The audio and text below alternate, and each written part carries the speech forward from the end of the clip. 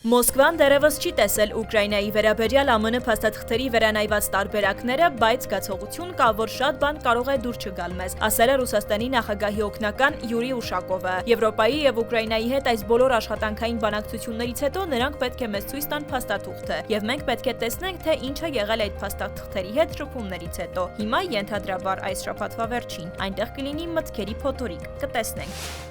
Ռուսաստանի նախագահ Վլադիմիր Պուտինը Աշխաբադում հանդիպել է Թուրքիայի նախագահ Ռեջեփ Թայիփ Էրդողանի հետ։ Ռուսաստանի առաջնորդը Աշխաբադ է ժամանել մասնակցելու խաղաղության եւ ըստեյության միջազգային տարվան, միջազգային չեզոքության օրվան եւ Թուրքմենստանի մշտական չեզոքության 30-ամյակին նվիրված ֆորումին։ Պուտինի եւ Էրդողանի բանակցությունները տևել են 40 րոպե։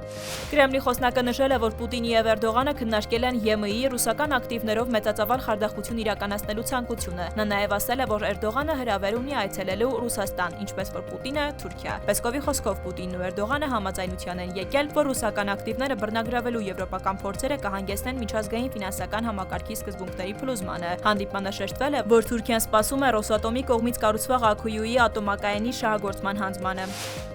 Եվրոպական հանձնաժողովի նախագահը պատասխանել է ԱՄՆ նախագահի թույլ առաջնորդների գլխավորությամբ անկում ապրող Եվրոպայի մասին հայտարարություններին։ Եվրոպական հանձնաժողովի նախագահը հայտարարել է, որ ԱՄՆ նախագահը չպետք է միջամտի ԵՄ երկրների ժողովրդավարական գործընթացներին։